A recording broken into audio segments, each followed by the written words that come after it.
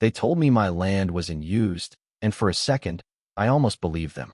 Then I saw the flags, bright orange, staked clean across the back of my property like someone had already drawn a line through something that belonged to me. And that's when I realized this wasn't a misunderstanding, it was a decision, just not mine.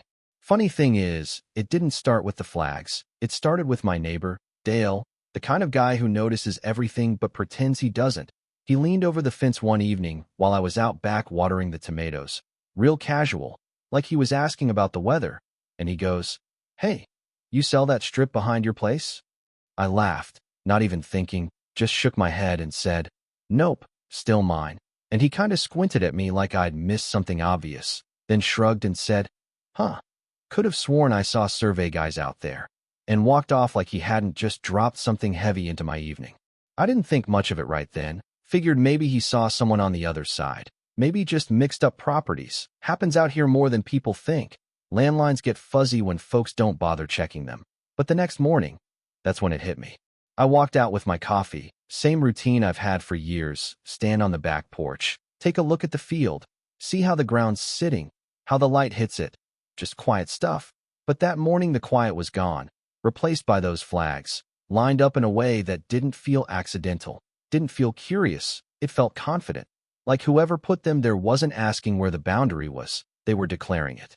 I remember just standing there for a while, mug in my hand going cold, trying to make sense of it without jumping straight to anger. Because anger's easy, it's cheap, and I've learned over the years that when something doesn't make sense, it's usually because someone else is working off a story you haven't heard yet.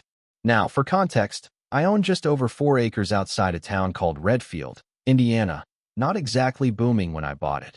But that changed fast. Developers came in, carved up land into neat little rectangles, built rows of houses that all looked like they came out of the same printer, and suddenly I was the odd piece left over, long, narrow, stretching back farther than most people realize unless they walk it, which most don't.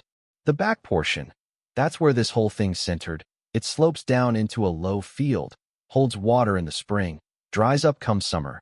Not great for building unless you want to spend money fixing what nature already decided. So I left it alone, not abandoned, just respected, I guess. I liked having a piece of land that didn't need to be turned into something else to prove its worth. Apparently, not everyone sees it that way. Behind my property, over the past year, a development went up, Willow Creek Estates. Real polished, real controlled. The kind of place where lawns get measured and mailboxes matched by regulation. I'm not judging, just not my style, and I didn't think much about them either. We kept our distance, no issues, no conversations, just 2 different ways of living separated by a fence line and a stretch of quiet land. Or at least that's what I thought. When I walked out to those flags, I followed them, step by step, and what struck me wasn't just that they were there, it was how precise they were, evenly spaced, running in a straight line that cut about 12 feet into my property all the way down. Not wavering, not guessing. And that's when that feeling hit, the one that sits low in your gut and tells you something's off, not accidentally off, intentionally off. I crouched down near one of the stakes, pressed my hand into the dirt, still soft from the previous night.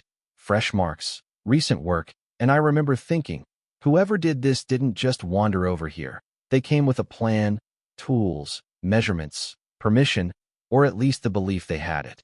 I walked the entire line, from one end of my property to the other, and by the time I reached the far corner, I could already see where it led, not physically, but conceptually. It lined up too neatly with something I'd noticed online a few weeks back, a promotional map for the development, something they called a green corridor, a walking path with benches, lights, a little ribbon of curated nature running behind the houses to give the illusion of space, of openness, of connection to the land, just not my land, apparently. That's when it stopped being confusing and started becoming clear enough that I didn't need to guess anymore. Someone from that HOA, or working for them, had stepped onto my property, measured out what they needed, and marked it like it was already part of their plan. No call, no knock, no letter, just assumption. And I'll tell you something about assumptions. They tend to reveal more about the person making them than the situation itself. I went back inside, set my coffee down, and pulled out my original survey documents, the ones from when I bought the land years ago, folded but still clean, lines drawn sharp, boundaries defined in a way that leaves very little room for interpretation. And sure enough, nothing had changed, not legally, not officially. My land was exactly where it had always been. And those flags, they weren't just wrong, they were overreaching. Now, I could have called someone right then, raised hell, demanded answers, maybe even filed something formal, but I didn't. Not yet, because part of me wanted to understand how far this had already gone without me knowing. And part of me, if I'm being honest, was curious what someone does when they think a piece of your life is theirs to redesign. So instead, I decided I'd go see them. Not angry, not loud, just present, because sometimes showing up quietly says more than making noise ever could.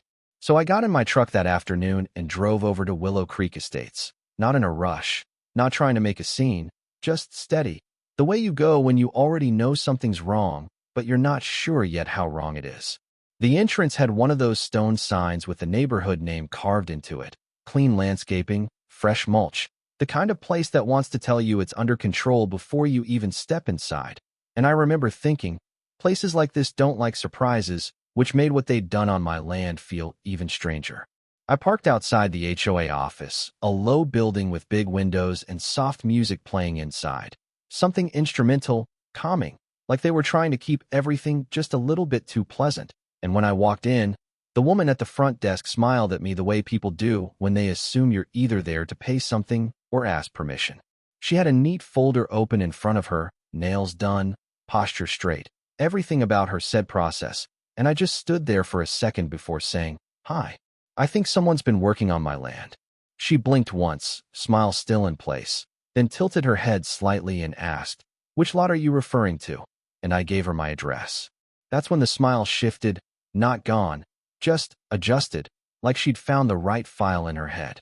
"Oh," she said softly, "you're the property behind Phase 2, and I nodded, and she continued, "Yes, there's a planned green corridor along the rear boundary. It's part of the community enhancement plan." I let that sit for a second before asking, "Who approved it?" And she didn't hesitate, just said, "The plan was filed with the city." Like that answered the question, like filing something and owning something were the same thing. And I remember giving a small nod, not because I agreed, but because I wanted her to keep talking. "It's just the back edge," she added, her tone gentle, almost reassuring. "You don't really use that portion, and this will increase property values for everyone in the area." And there it was, not said with any malice, not even said with awareness, just a simple assumption that unused meant available, that quiet meant unclaimed, that because I hadn't turned that land into something visible, it didn't count. I asked her if anyone had contacted me, just a call, a letter, anything, and she shook her head lightly. "The developers handle boundary coordination during planning," she said, which sounded like a sentence that avoids responsibility without technically denying it. I didn't argue. Not there. Not in that office with its framed photos of smiling families and staged community picnics, because I could already see how that conversation would go, circular, polite, and completely useless. So I thanked her, turned, and walked out. And as I stepped back into the afternoon light, I felt something settle in my chest, not anger exactly. More like clarity, the kind that shows up when the pieces fall into place and you realize no one's going to fix this for you. On the drive home, I kept thinking about that phrase she used, "You don't really use that portion." And the more I turned it over, the more it bothered me, not because it was entirely wrong, but because of what it implied, that use had to be visible, measurable, productive in a way that other people recognize. Otherwise, it's just empty space waiting to be reassigned. By the time I pulled into my driveway, I wasn't thinking about arguing anymore. I was thinking about definition, what it means to use something, and who gets to decide that. That night, I walked the backfield again, slower this time, paying attention to things I'd probably taken for granted. The way the ground held a bit of moisture in certain spots, the natural slope that guided water away, the patches of soil that were richer than they looked at first glance. And I realized something simple, something almost obvious. Just because I hadn't used the land in a way they recognized didn't mean it wasn't usable. It just meant I hadn't needed to. And that's when the idea started forming, not all at once, but in pieces, practical pieces, the kind that don't rely on anyone else's permission. The next morning, I made a few calls, nothing dramatic, just equipment rental, soil supplies, irrigation components. Things you can get without raising eyebrows if you know what you're doing, and by the weekend, I had everything lined up. Now, I'm not a farmer by trade, but I grew up around enough of it to understand the basics, and more importantly, I understand systems, how to set something up so it works with the land instead of against it. Saturday morning, I started early, the kind of early where the air still feels cool and the world hasn't fully decided what it's going to be yet, and I brought in a small tractor, nothing fancy, just enough to break ground and level out the uneven spots, and as I worked, I could feel that shift happening, not just in the soil, but in the situation itself, because every pass I made, every line I straightened, was turning that unused field into something undeniably active. By midday, the surface had changed, the rough patches smoothed, the low spots adjusted, and I began laying out irrigation lines, careful, deliberate, making sure coverage was consistent across the entire strip, including the exact 12 feet they'd marked. I remember pausing at one point, standing right where one of their flags had been, looking down at the ground and thinking, this is where they thought they'd walk, and now this is where something else is going to grow. Sunday, I planted. Not flowers, not anything decorative, because that would have played into their version of the story, something pretty, something passive, something that fits neatly into a green corridor.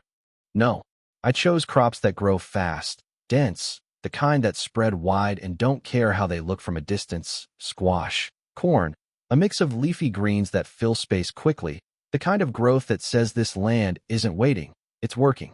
I spaced everything intentionally, not just for yield, but for presence, so that within a couple of weeks, anyone standing at the edge would see not a path, but a barrier of living, growing things.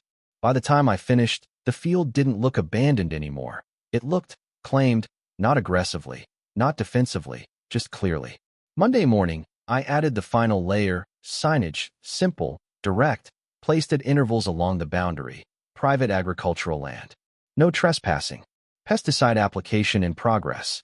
Now, the last part, that was as much about perception as anything else. Everything I used was compliant, documented, nothing illegal, nothing harmful beyond standard agricultural practice. But those words carry weight.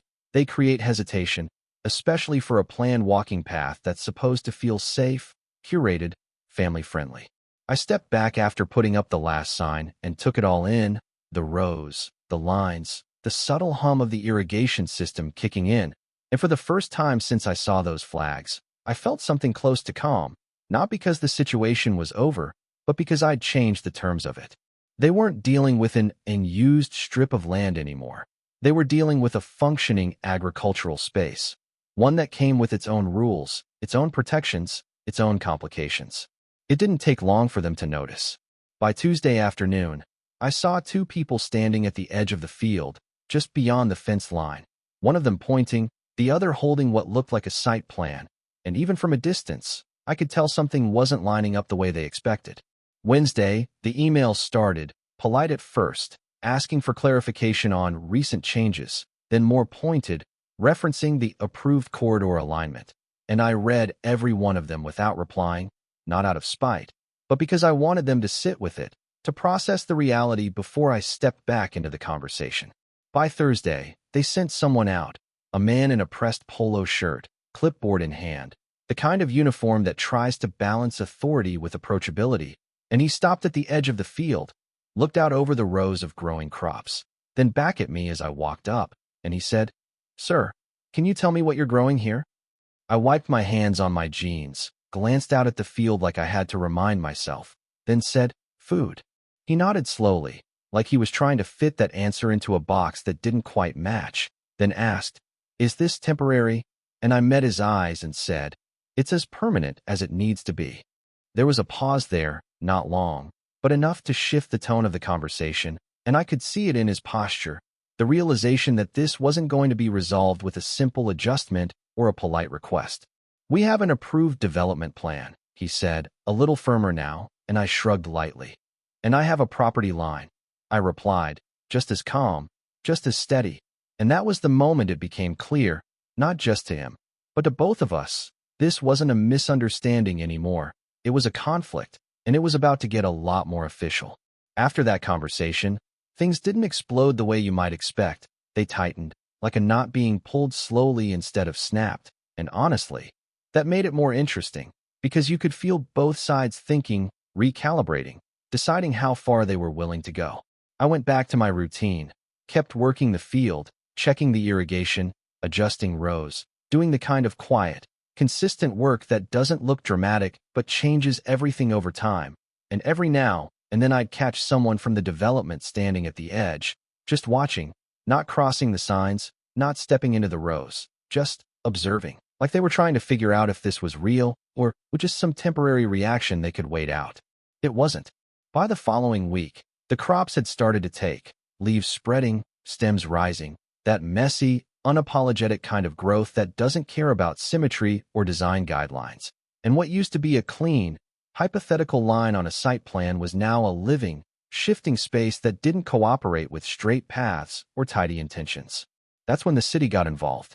I got a call mid-morning, number I didn't recognize, calm voice on the other end introducing himself as part of the zoning office. And right away you could tell this wasn't about curiosity, it was about verification. He asked a series of questions, measured, procedural, about land use, about whether I had permits for agricultural activity, about what exactly I was cultivating and whether any restricted substances were being applied, and I answered each one the same way I'd approached everything else up to that point, plainly, accurately, without trying to push or provoke. Agricultural use on my zoning classification doesn't require a permit, I said, and there was a brief pause on the line, the kind where someone's checking something they already suspect is true. And the materials? He asked. Documented, compliant, mostly organic. I replied, and I could almost hear the shift, not in frustration, but in direction, because when the usual points of pressure don't hold, people have to decide whether to escalate or step back. He thanked me for my time, said they might follow up, and that was it. No threats, no warnings, just acknowledgement. A couple of days later, a city inspector actually came out, walked the perimeter, didn't cross the signage, just observed, took notes, asked a few practical questions about irrigation runoff and soil treatment, the kind of things that matter if you're looking for a real issue, not just a technicality. And when he left, he gave me a small nod, not approval exactly, but recognition, like he understood what was happening without needing it explained. Meanwhile, the HOA kept trying, emails, calls, a couple of letters that got a little more formal in tone, referencing community planning expectations and shared development vision. Phrases that sound solid until you look at what they actually mean, which in this case was, we planned something that included your land without asking, and now we'd like you to cooperate, so the plan still works. I didn't respond, not because I didn't have anything to say, but because I'd already said it, just not with words. The field kept growing. The sign stayed up. The boundary didn't move. About 3 weeks in, I noticed something different. The activity on their side had slowed, fewer people walking the edge, fewer glances over the fence, and one evening, just before sunset, I walked out like I always do, coffee in hand again, full circle in a way, and I saw that the stakes were gone. Not moved, not adjusted, gone. The line they'd drawn had disappeared overnight, like it had never been there, and I stood there for a while, looking at the space where those flags had been, trying to decide how I felt about it, because part of me expected something louder, some final conversation, maybe even an argument, but there was none of that, just a quiet correction, a plan revised somewhere in an office I'd probably never see. A few days later, I checked their development website again, the same page where I'd first seen that green corridor, and sure enough, the path had shifted, rerouted along the inside edge of their own property, still neat, still well lit, still exactly what they wanted, just not cutting through mine anymore. No announcement, no apology, no acknowledgement that they'd ever crossed that line in the first place. And maybe that's what stuck with me the most, not the attempt, not even the assumption, but the silence afterward, like if they didn't say it out loud, it didn't really happen. I kept the field going through the season, not out of spite, but because by then it made sense, the soil was working, the system was in place, and there was something satisfying about seeing that land do exactly what it was capable of doing once someone decided it mattered. Dale came by a couple of times, leaned on the fence again like he always does, looked out over the rows, and just shook his head with a grin. "Guess you're using it now," he said, and I laughed. Guess I always was, just not the way they understood. and he nodded like that was enough explanation. The thing is, I never set out to make a point, not really. I didn't wake up that morning looking for a fight or trying to prove anything to anyone. I just reacted to something that didn't sit right, and I did it in a way that stayed within my lines, the ones that were there long before anyone drew up a plan or printed a brochure. But it does make you think about how often people look at something quiet and assume it's empty, how often they see space and immediately start imagining what they could put there, without ever asking why it's the way it is to begin with. Land doesn't have to be built on to have value. It doesn't need sidewalks or lighting or a label like community feature to matter. Sometimes its value is exactly in what it isn't, in what it's allowed to remain. And if you don't make that clear, someone else might decide for you. Now here's the part one still go back and forth on, because I've had people ask me since then, why didn't you just talk to them, work something out, maybe let them use a portion in exchange for something else, money, maintenance, whatever, and I get that perspective, I really do. Compromise sounds reasonable when you're not the one who got skipped over in the first place. But to me, it wasn't about the 12 feet. It was about the way it happened, the assumption that they didn't need to ask, that they could define my property by how useful it was to them. And if I'd gone along with that, even partially, I think something important would have shifted, not just in that situation, but in how I see my own boundaries. Still, I'll admit, there's a version of this story where things go differently, where a conversation happens early, where someone knocks on my door and says, "Hey, we have this idea. Would you be open to discussing it?" And maybe in that version, I say yes, or maybe I say no. But either way, it's a choice, not a correction. Instead, we ended up here with a field full of crops, a path that goes around instead of through, and a quiet understanding that some lines aren't just drawn on paper, they're lived. So I'm curious what you think, honestly, because this isn't as clean-cut as people like to pretend. Was I right to push back the way I did, to turn it into something they couldn't ignore, or should I have handled it differently, talked first, fought later, or not at all? Drop your thoughts in the comments. I read more of them than you'd probably expect. And if you've ever had someone assume something about your space, your work, or your life just because it didn't fit their definition of used, I'd really want to hear how you handled it. And if you made it this far, hit like, subscribe, and stick around. There's always another story just around the corner.